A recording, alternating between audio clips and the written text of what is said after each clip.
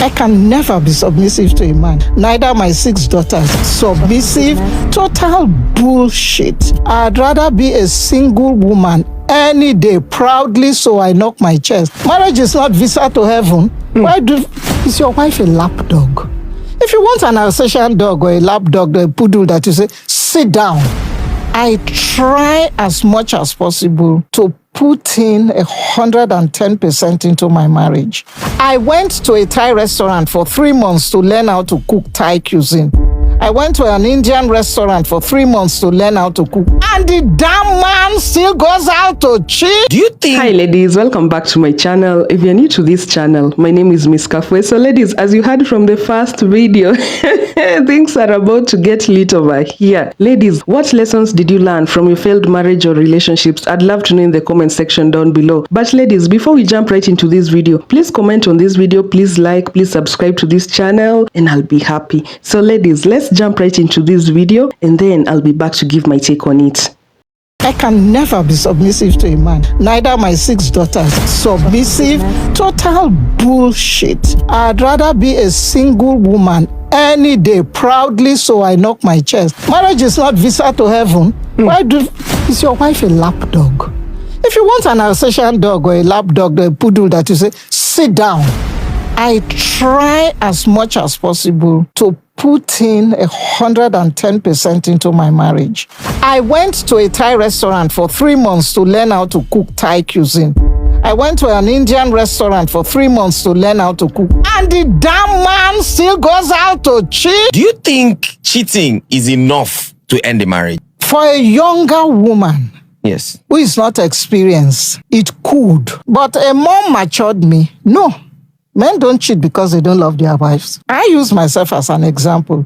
I am an idealist. I try as much as possible to put in 110% into my marriage. I'm very domesticated. I haven't kept a maid for 10 years. I do all my housework, even with my bad knees. I cook. At any given time, I have 22 varieties. I went to a Thai restaurant for 3 months to learn how to cook Thai cuisine. I went to an Indian restaurant for 3 months to learn how to cook. And then I'm doing all this. Then you too, you go still go look to learn how you go make love to the man. You perfect all.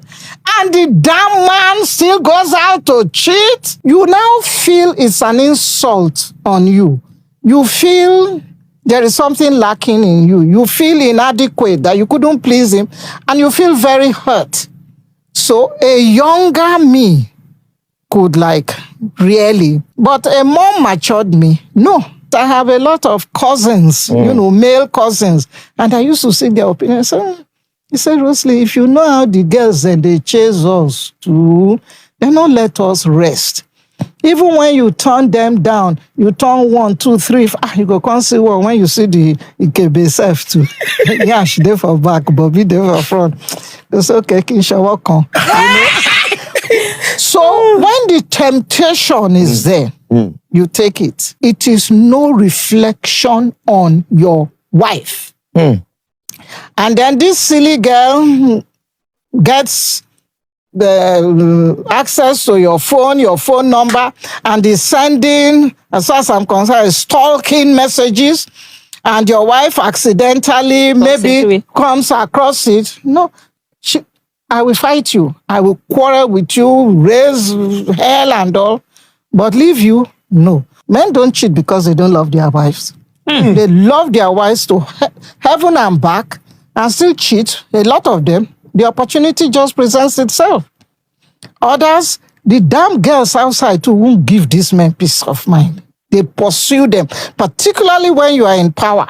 Particularly when you are in position, when you are in power. That's why I felt cross at the imprisonment that Mike Tyson served in the US. It's not fair. What was that girl doing in his hotel room at 1 o'clock? Now, Ludo, go there, go play with her. Didn't she know what she was looking for?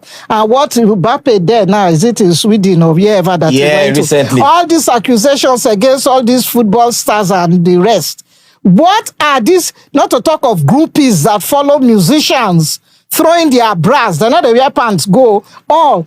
They put sex right in front of those people. And if you are not disciplined, Maybe you've taken a shot of brandy or whiskey, one too much, and it is there.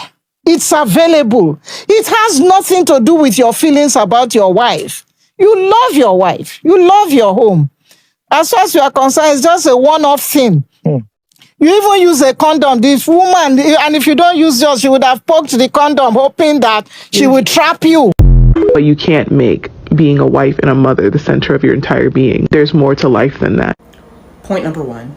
I firmly believe that if you make major life decisions like marriage or kids or maybe even career when you're too young, because your frontal lobe isn't fully developed, you are going to make the grave mistake of taking a single role in your life and making it your entire identity, because you don't have anything else to build that identity. So your entire personality is going to be rooted in one role. Like those girls on Facebook that you went to high school with whose entire personality is being a wife and mom. That's not healthy. And that's why we need to decentralize men. Two, that whole argument of if he doesn't, it's okay, another man will, that might be all well and true, but the focus shouldn't be on if another man will. The focus should be if he doesn't, that's fine, because I still have a beautiful life to get back to, and it is not diminished in any way due to the absence of a male presence. Decentralized men. So I refuse to be the primary communicator with my husband's side of the family. And I want to talk about this. I got a lot of hate on here about this a couple of Christmases ago, but it came up again last night. So let's chat about it. So a few weeks ago, my mother-in-law was on the phone with us and she expressed that she was like a little bit hurt because she keeps finding out things about our pregnancy from her sister who sees the posts on social media. Now, this was kind of news to me because I thought my husband had been communicating with his mom and stepdad. I didn't know he hadn't been. So we were talking about an upcoming ultrasound last night and I said, yeah, don't forget to send that to your mom so that her feelings aren't hurt. And he said, why don't you just send it to my mom? And I said, no, sir, not my responsibility. I communicate with my side of the family. You communicate with your side of the family. And we had a little discord about this. Essentially, he thinks it's not that much more responsibility for me to tell his mom about it and have a conversation with her about it. And I say, that is not my responsibility. It's your responsibility to communicate that to your people because it's my responsibility to communicate that to my people. So essentially, we had a little back and forth, and these are my points to him. Number one, I'm not his kin keeper. If he wants to maintain a relationship with the people in his life and have them know information about our lives, that is 100% on him. Number two, I think this tends to fall on women's shoulders because it's either assumed that they have a larger social battery or that they have more time. Neither of those things are true in our relationship. My husband has a much larger social battery than I do. And he also tends to have more free time just because I like to take on projects outside of work. But third and final, not a single person would look to my husband as it was his responsibility if my mom was left out of the loop. If my mom doesn't know what's going on, I'm a bad daughter. If his mom doesn't know what's going on, I'm a bad daughter-in-law. But that's not how things work in our relationship. We are a partnership. He has his responsibility. I have my responsibility. That's how it's always worked. He knew I was like this from day one. So anyway, essentially I left it like this with him. Do you want your mom to have this information? And he said, yes. And I said, then it's your responsibility to make sure she gets it. And since I think people are going to ask, I don't have a bad relationship with my mother-in-law. We do communicate about things. I just don't want it to be my sole responsibility to make sure she's getting information. I married a grown adult who had good communication with his mom before I met him.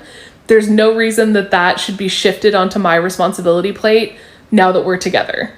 All of the women in my family have failed marriages, and here are things I've learned from them. Always love within your own boundaries and never love in a way that will make you regret your own life decisions. My grandpa literally became a prisoner of war, and my grandma stayed through all of it, brought him weekly home-cooked meals to this prison that was hours away from her house, and raised his 4 children. She never once entertained another man or anything for her own happiness. 10 years later, once he got out, he barely appreciated it, and he would actually get mad at her when she brought it up. Do not be fooled into marrying a man because of his charisma and entertainment value in your life. My dad is literally so charismatic. So when my mom met him at 16 and coming from a broken home herself, he brought so much joy to her life that she felt like he was the one. Not only did he bring joy to her life, but everyone around her. Because he was so magnetic, everyone in his life would just do things for him or give him things. Because of that, he never became the man that my mom needed.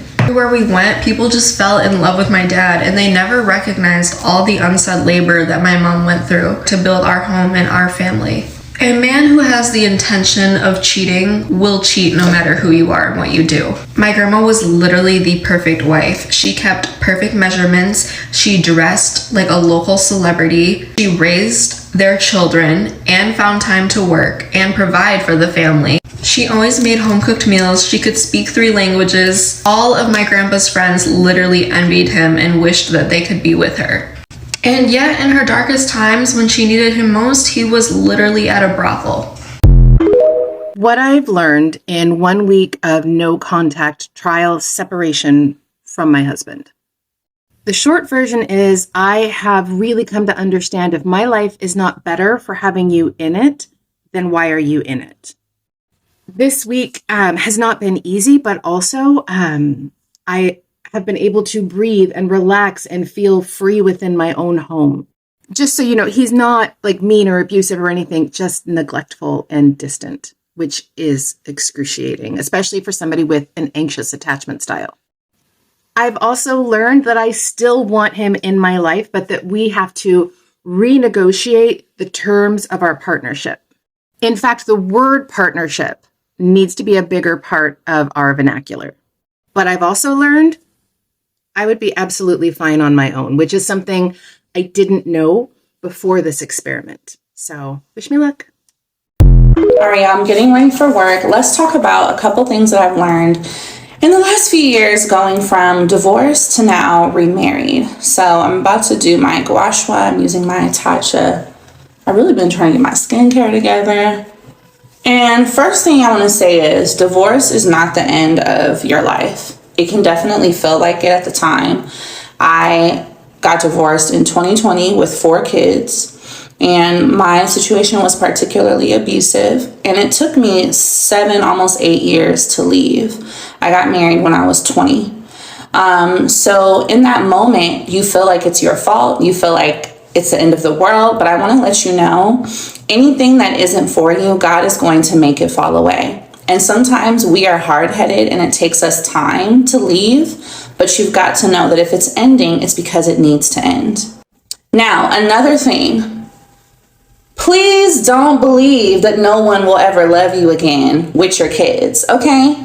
These men, your ex, especially if he's like a narcissist, will do everything he can to make you think that there will be no one else who will want you and your kids. And sis, there is a whole man who will love you and all your kids, whether you have 2, 4, 9, he's out there. But here's something you have to do to make that happen. Yes, it is true that you will find love again, but you cannot take the version of you that was married and divorced into this new relationship. Sis, you have to heal. First of all, 2020 got divorced, cried for like 3 months, 4 months, I don't even know, maybe longer. Thought about getting back with my ex. Then I went to therapy. I started my business, which allowed me to afford therapy.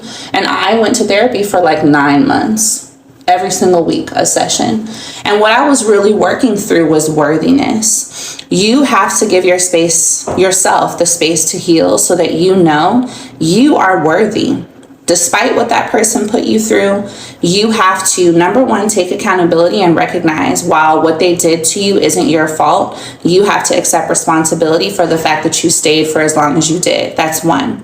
2, you have to remind yourself and rediscover your worth. That person, that relationship made you forget how worthy you are, but this new person that's waiting for you, you need to make sure you show them a version of yourself that knows their worth so that they treat you the way you treat yourself.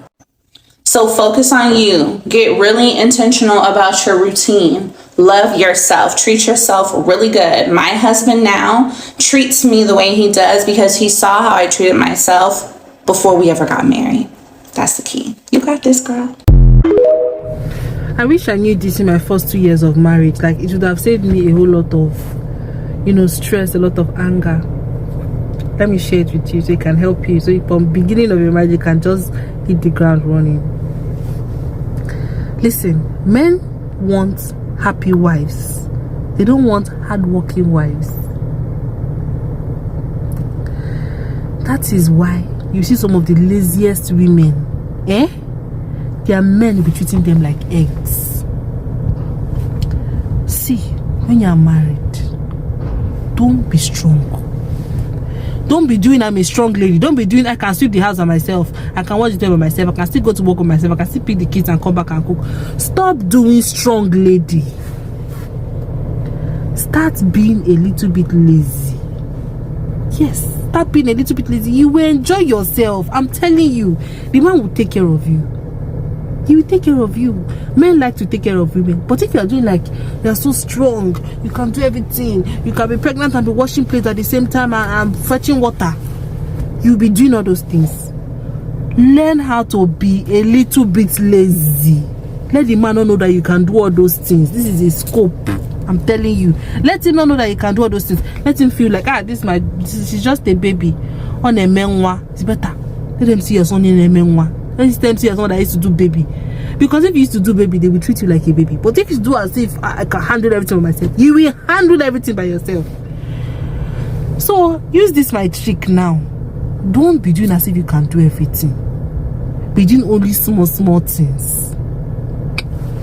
The other lessons I've learned in coming out is setting boundaries. You know, we need to be able to be courageous enough and also be bold enough to say what we feel and say it in love. I mean, I'm not saying go around and just start being rude and speaking in ways that you shouldn't speak. But, you know, if you don't like something, make it clear. Don't keep shying away from it. I know I definitely did that a lot. There were so many things that the man I married did to me. And I just, you know, I would let it slide and slide and slide. And then when I would get angry, I would just explode and I would just start shouting about it. And it's a bit too late. Like, you need to set boundaries immediately. You can't wait till, you know, the deed has been done severally. The person has done so many things to you that you do not like, and you pretty much turned a blind eye to it. And that is also kind of linked to your self-esteem and your self-love and self-worth. Because when you know who you are and you're confident in who you are, you will set boundaries. You will not let somebody come into your life and treat you less than what you deserve to be treated. I didn't really know that about myself. It's only as I've come out, to be honest, you know, I was someone who looked after myself outwardly, like appearance-wise. That's one of the things that I definitely always feel like, yeah, I didn't really look like what I was in, but that's not enough. Looking after your internal side, you know, spending time with God. You know, when you spend time with God, He will reveal who you are, you know, in Him.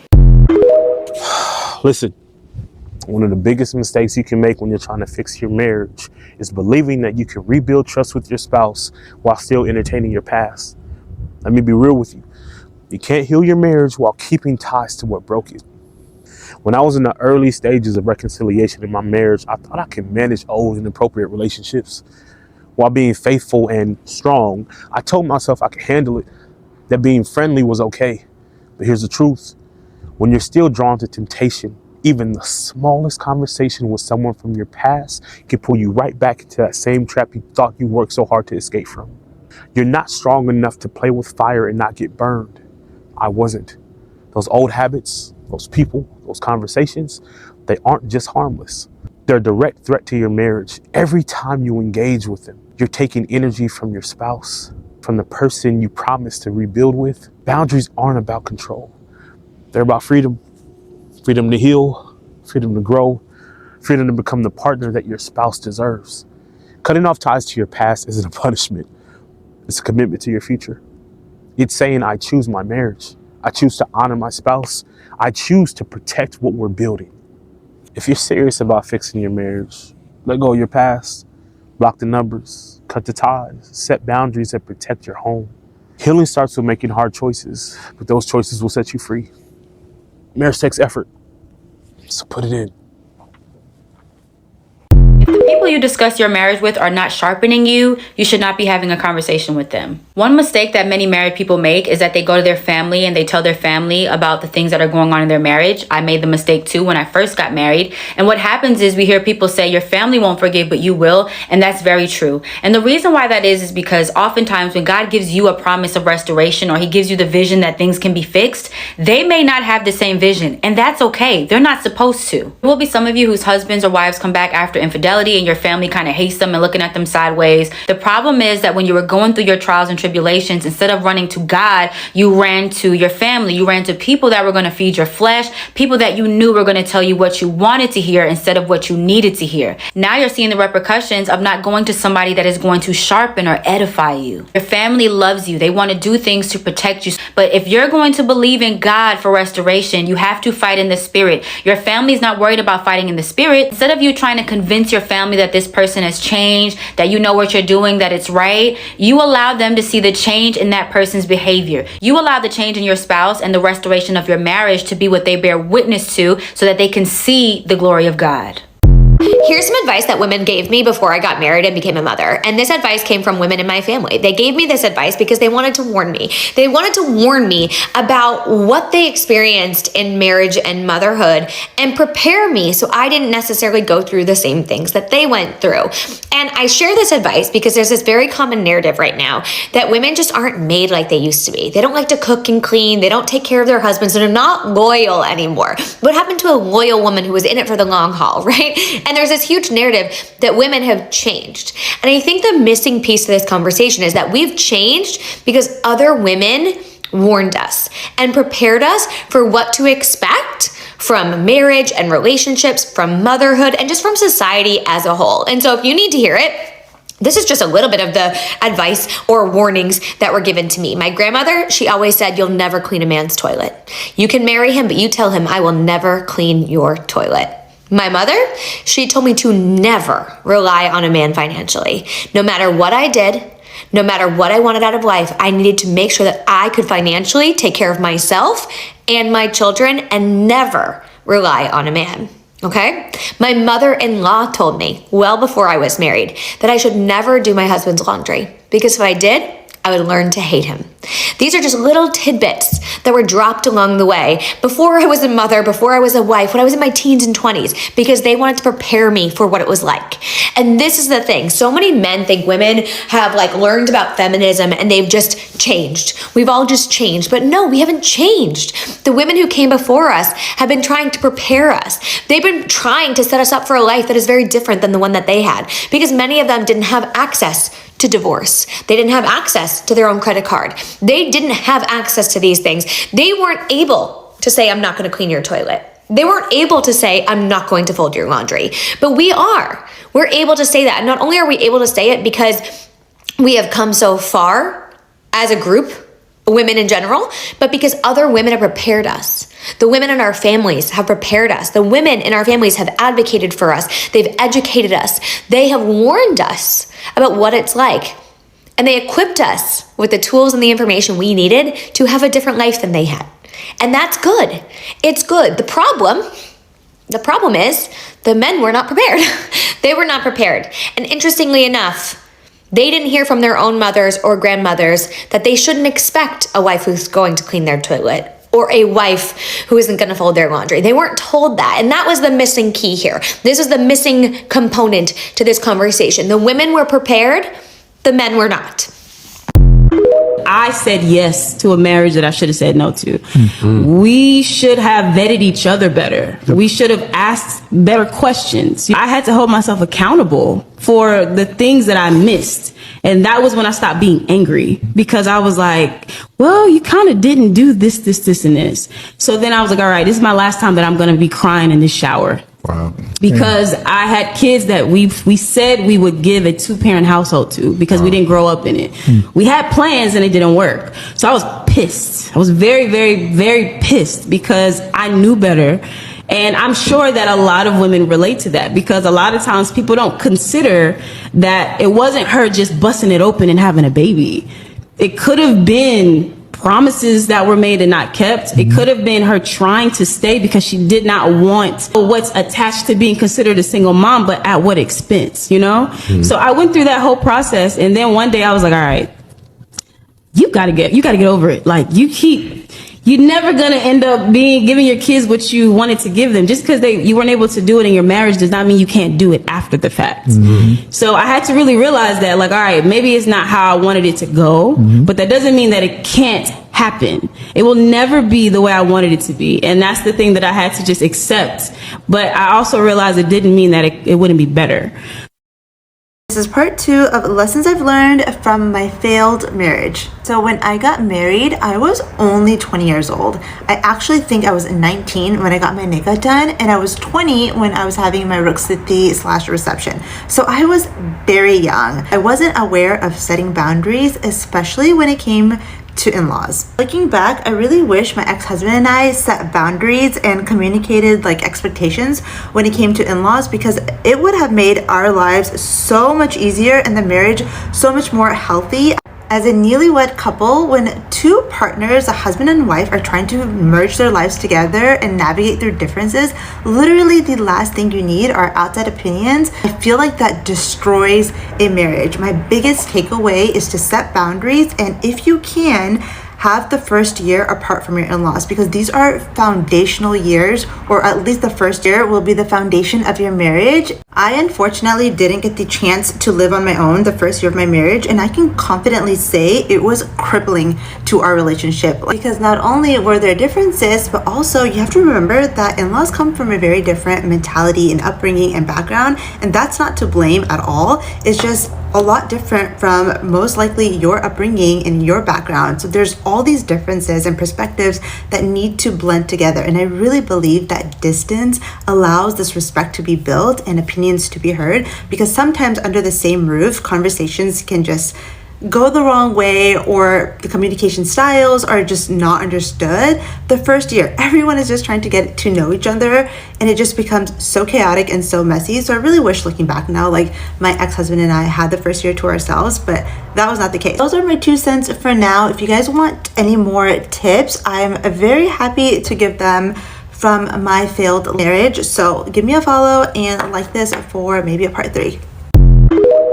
I wanted to reference this comment really quick. How can I say this? I know that you mean well, and I used to have the same mindset. When a man or a woman cheats in the relationship, then it's gone. Like, don't forgive. It's gonna keep happening. Once a cheater, always a cheater. Can I say this though? And I'm not portraying myself to be innocent at all, but I have been through some things in my marriage, and there has been a deep level of hurt. And once again, it was on both sides, never just one. And so when there's something like this that happens, there's always hope. Never feel like there's no hope. I've been married for, I think, 23 years now, and been together much longer than that. But there's always forgiveness. And this is how I view things. We all make mistakes. We're all seeking something. We all have some level of trauma. And for those that are cheaters, let's just say that, they're seeking for something outside of themselves, some form of validation, excitement in the marriage, something. And so a lot of it has to do with trauma as to decision making. A lot of times we think, oh my gosh, they're just going to be this way forever. The answer is no.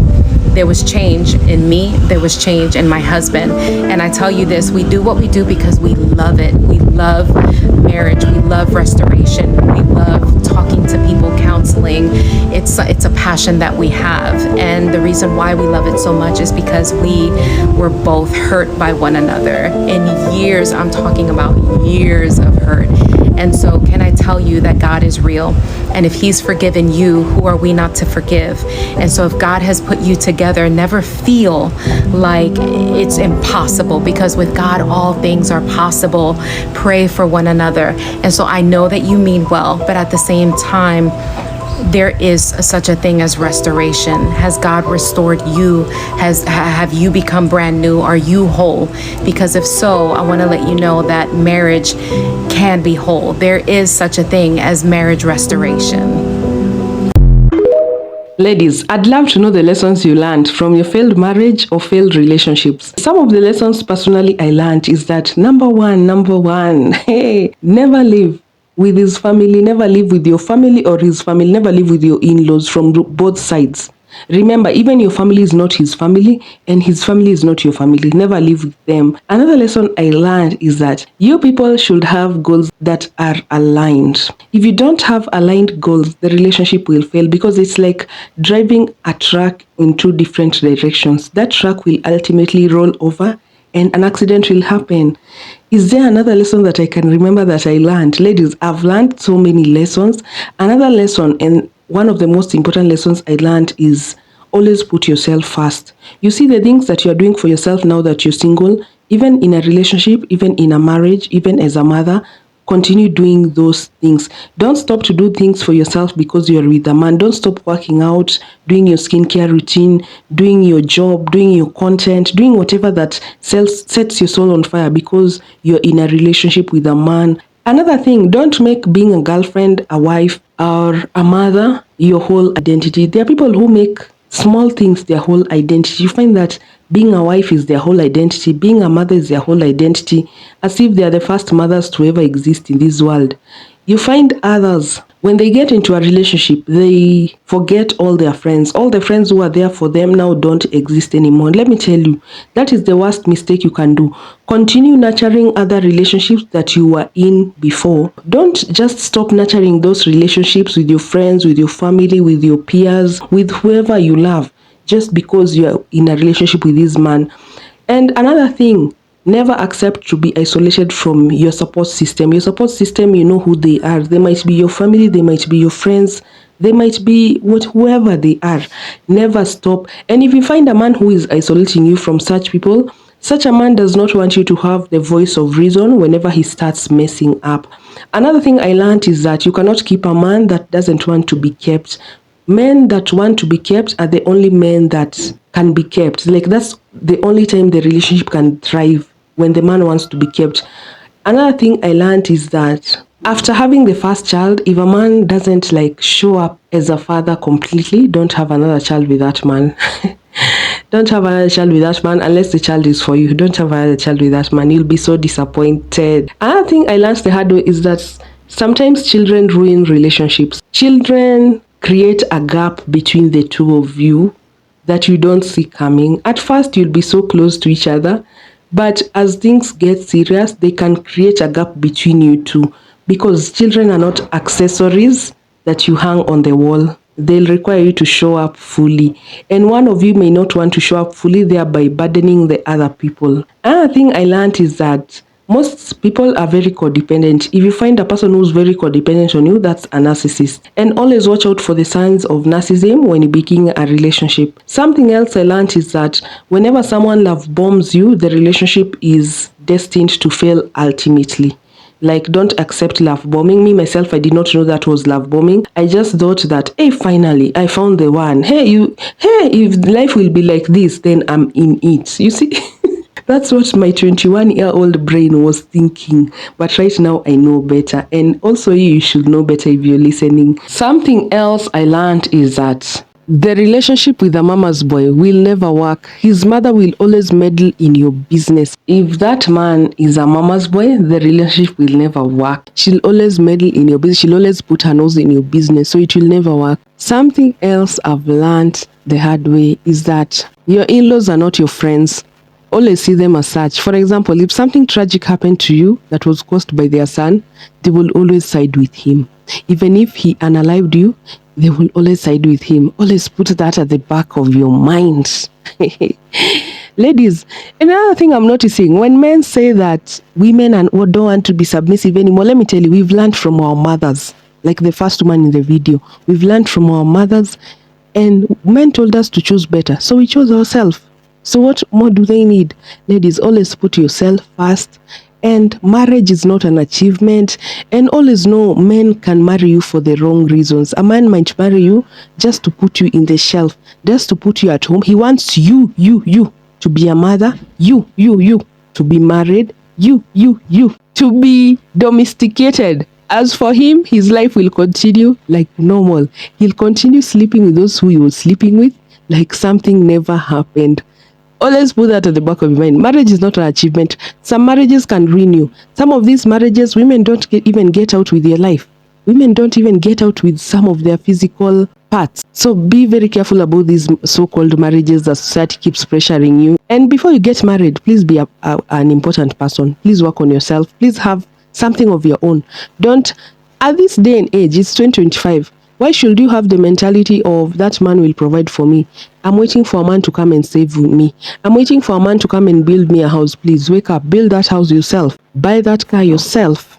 Do everything yourself. So stop waiting for these men to do things for you. Something else, stop running to people for your marital issues. Stop telling people your issues. Such people, you might find that they don't love your partner the way they love you. So if, for example, you're my friend and you came and told me, oh, my boyfriend has beat me today and I don't like your boyfriend, or even if I liked him, my perspective would drastically change. Of course, I will tell you, leave that man alone or whatever. While the whole time you have a different vision for your relationship, you see? So stop telling people about your relationship or marital issues. Even if they mean the best, they might not have the same vision you have of that relationship. So ladies, I don't know whether there's another lesson I've learned, but even if there is, I don't know. I don't want to sound like I'm repeating what has already been said in the video. So I'll end this video here. I hope you enjoy this video and I'll see you on my next video. Bye.